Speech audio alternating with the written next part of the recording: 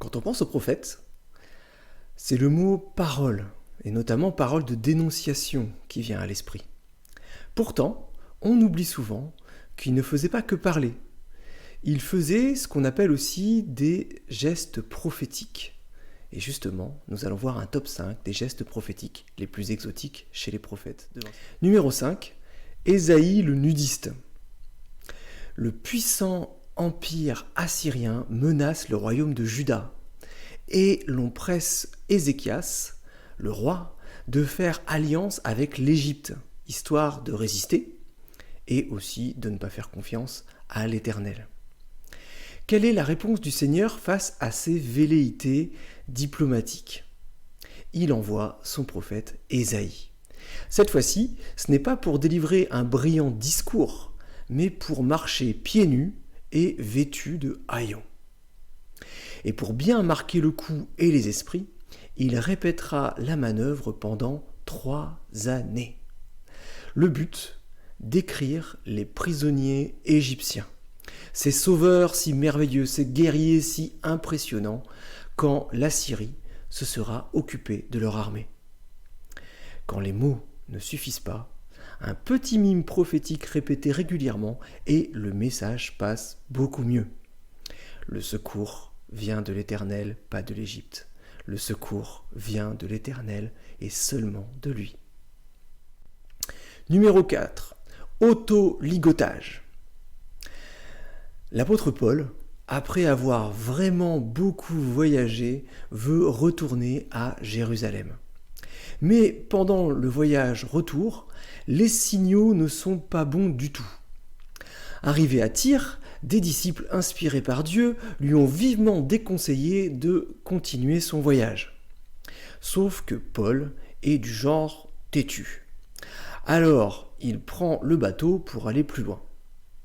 Mais à Césarée, le prophète Agabus est arrivé et il a bien précisé les avertissements reçus à Tyr. Il a pris la ceinture de Paul, s'en est servi pour s'attacher les mains et les pieds et a déclaré au nom de l'Esprit « L'homme à qui cette ceinture appartient, les Juifs le lieront ainsi à Jérusalem pour le livrer aux non-Juifs. » Ce mime, très explicite, a rempli tout le monde d'effroi. Tout le monde, sauf Paul, qui n'a pas peur de souffrir pour Jésus. Cette séquence est intéressante, car si le Saint-Esprit dit très clairement ce qu'il va se passer, il laisse l'apôtre choisir son sort, à moins que ce soit lui qui l'inspire dans sa décision. Numéro 3, la ceinture pourrie. Dieu demande à Jérémie d'acheter une ceinture en lin et de la mettre. Puis, il lui demande de la loger dans le creux d'un rocher au bord d'une rivière qui s'appelle l'Euphrate, pas loin de Jérusalem. Longtemps plus tard, le prophète doit aller chercher sa ceinture et la retrouve évidemment dans un état déplorable. Dieu lui donne donc l'explication de cette parabole visuelle. La ceinture représente Juda et Jérémie représente Dieu qui s'est attaché son peuple à lui. Mais comme les Israélites se sont détachés de leur libérateur pour se tourner vers des idoles étrangères, Dieu va les abandonner près de l'Euphrate, mais cette fois-ci l'Euphrate en Mésopotamie, très très loin, pour que leur fierté se détériore peu à peu. Dieu récupérera alors ce qui reste de Juda pour le ramener sur sa terre d'origine. Mais à quel prix ? Numéro 2, proxénète. Quand Dieu appelle le prophète Osée à son service, il lui demande d'épouser Gomère, une prostituée. C'est vraiment bizarre, mais la raison est tout de suite donnée. Car le pays se vautre dans la prostitution en se détournant de l'Éternel. Et on est comme avec Jérémie dans le schéma prophète qui joue le rôle de Dieu. Pour savoir si Osée s'est réellement marié à Gomère ou si c'est un simple mime joué, on peut observer les noms très explicites des enfants que le couple va avoir. Jizréel, qui signifie bientôt la fin, Lo-Ruhamah, qui signifie plus d'amour, et lo ami, qui signifie plus mon peuple. On comprend bien qu'il symbolise les conséquences de l'infidélité d'Israël envers Dieu. Mais ce qui fait le plus pencher vers le mime, c'est que Dieu demande à son prophète de s'unir à une seconde prostituée 2 chapitres plus tard. Et cette fois-ci, ce n'est pas pour lui faire des enfants, mais pour la racheter et qu'elle change de comportement en s'attachant pleinement à son mari. C'est à nouveau une image de la relation entre Israël et Dieu. Dieu n'hésite pas à mettre son serviteur dans des situations très scabreuses pour que le message passe.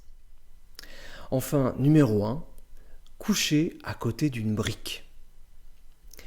Le roi du mime prophétique est incontestablement Ézéchiel, et l'exercice qu'il doit effectuer au chapitre 4 est à la fois complexe, long, douloureux et tellement perché que certains théologiens pensent sérieusement que le prophète souffrait de troubles psychiatriques.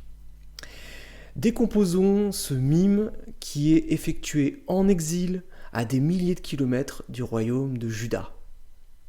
Ézéchiel doit dessiner Jérusalem sur une brique, placer des remblais autour d'elle et mettre une poêle en fer entre la brique et lui afin de l'assiéger. C'est la première étape. Ensuite, Ézéchiel doit se coucher sur son côté gauche et prendre le péché d'Israël pendant 390 jours. Et pendant ces 390 jours, il mangera une nourriture rudimentaire cuite sur des excréments humains. Bon, après protestation, Dieu lui accorde la bouse de vache à la place, mais c'est quand même pas mal. Et en plus de ça, il boira un peu d'eau quand même. La troisième étape, c'est que Ézéchiel doit ensuite se coucher sur son côté droit cette fois-ci, afin de prendre le péché de Juda pendant 40 jours. Une broutille, 40 jours. Puis il doit prophétiser contre Jérusalem. Bref, Ézéchiel doit crier contre une brique. Dieu précise bien que pendant ces temps, Ézéchiel sera comme lié par une corde qui l'empêchera de se retourner. Est-il vraiment resté sur le côté tout le temps ou juste à certaines périodes de la journée ? C'est une très bonne question.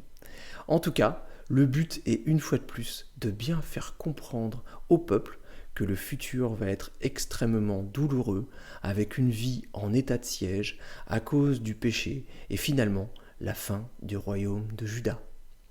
Pour des gens en exil qui espèrent revenir très vite sur leur terre, il fallait quelque chose de très démonstratif pour ruiner toute illusion.